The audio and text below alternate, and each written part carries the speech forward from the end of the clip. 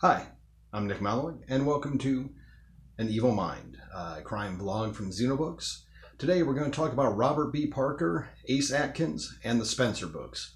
Real quickly, Robert B. Parker, born 1932, serves in Korea as an infantryman, turns 30, goes back to school to get his doctorate because he wants time actually to write, as opposed to any great interest in being an educator. Writes his doctoral thesis on Dashiell Hammett, Raymond Chandler, and Ross MacDonald, who wrote the Lew Archer books and who we will speak about at some undetermined point in the future when I've read more Lew Archer books. He, actively wants to write a series detective character. He is a Chandler nut.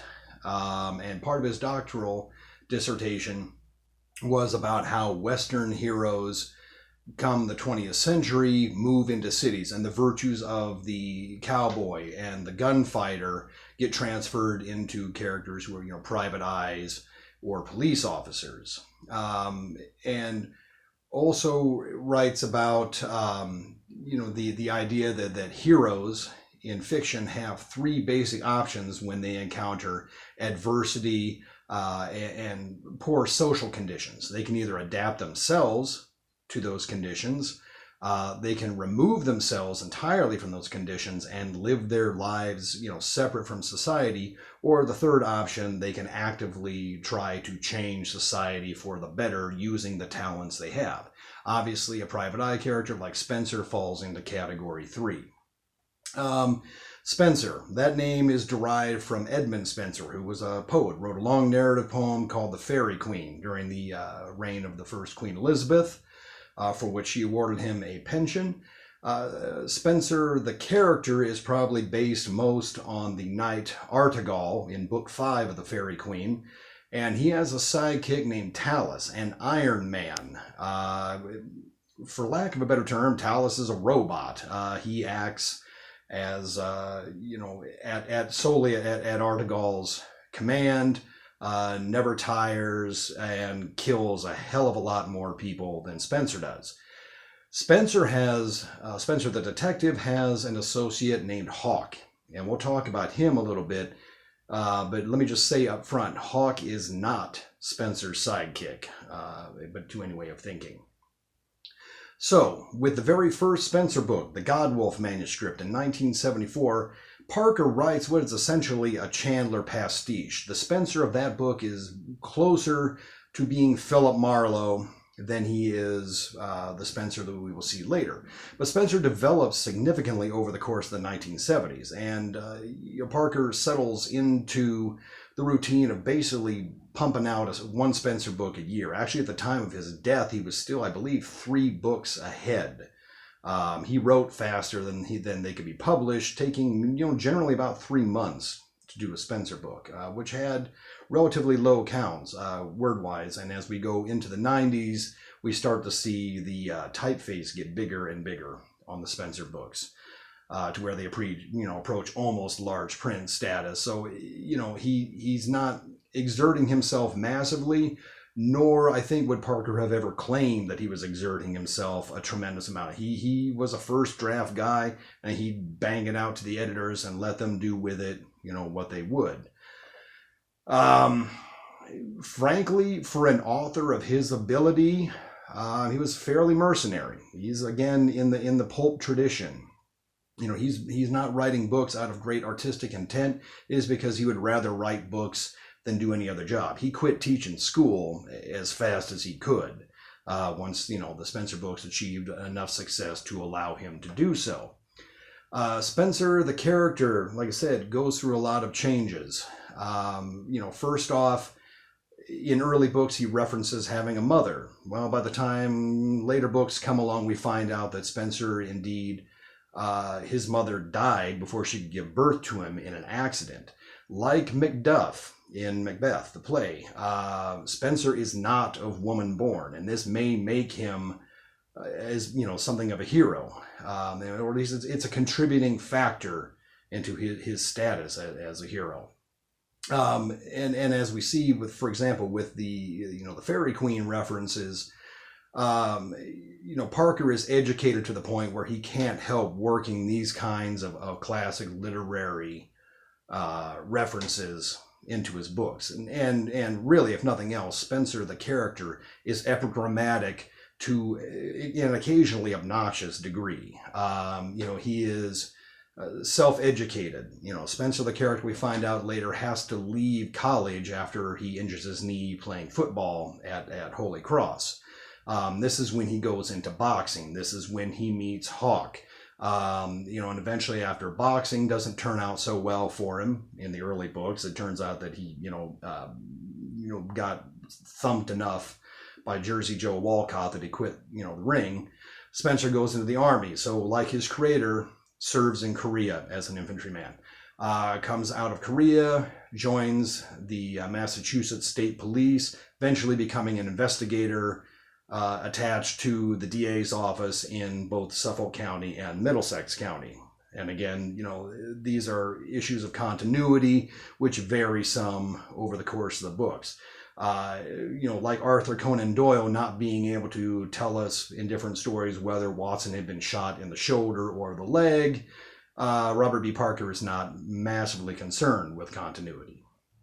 But like I said, he's based very much on Marlo. However, unlike Marlo, Spenser is not a loner. Spenser is not incapable of ongoing adult relationships with women. He's nowhere near as much of a sad sack as Marlo is. And that's, not a negative on those stories. It's just, simply put, that's what Marlo is. He's not someone whose life you would want to live.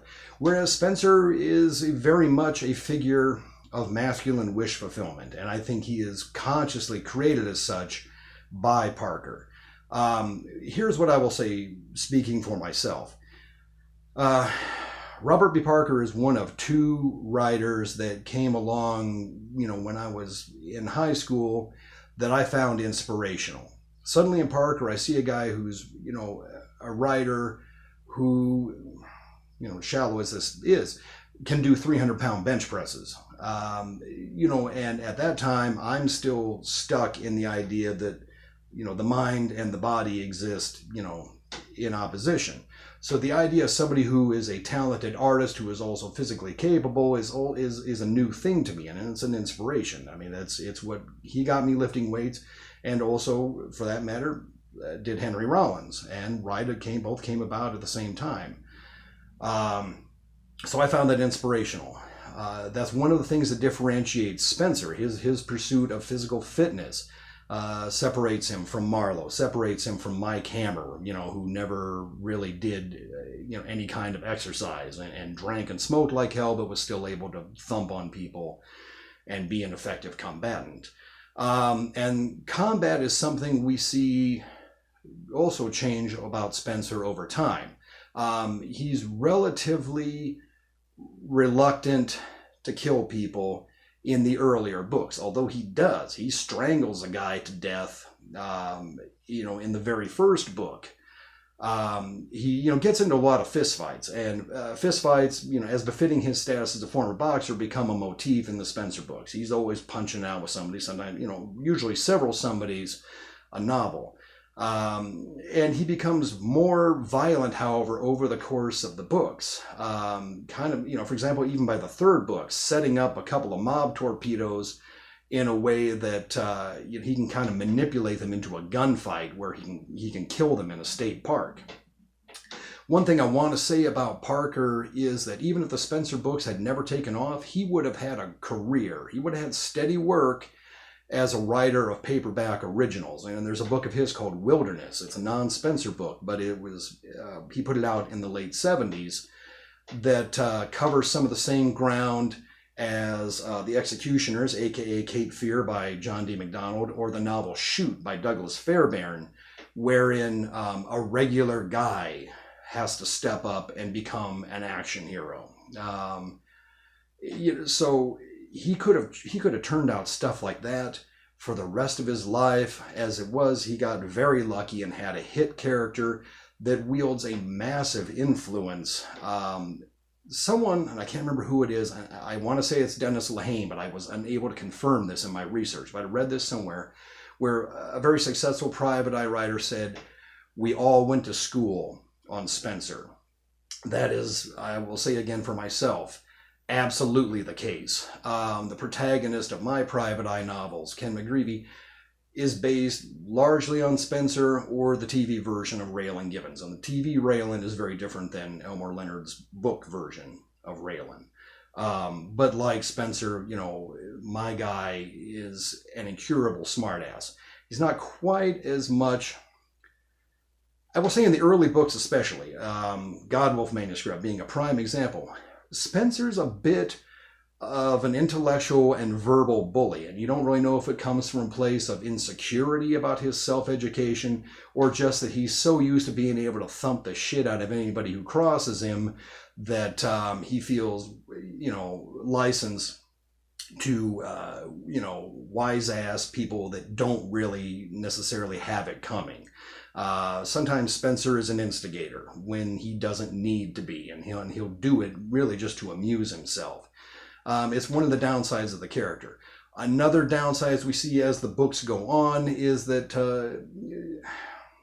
Spenser becomes violent at times to a silly degree. By the time we get into the 1990s, for example, in the novel Chance, he gets attacked, I believe, by about 6, Russian gunmen out in the street, manages to kill 5 of them, and the Boston PD comes along and basically just sweeps up the bodies and cuts them loose. And I'm like, okay, I understand it's a private eye novel and that there is a certain amount of suspension of disbelief and a certain amount of lack of realism, but it starts to get crazy to the point where Spenser and Hawke, as the books go, are engaging in private gunfights that they don't even bother to tell the police about. And Spenser enjoys a special relationship with the Boston Police Department because over the course of the books, he becomes more and more palsy with 2 homicide detectives, Sergeant Belson and Lieutenant Quirk.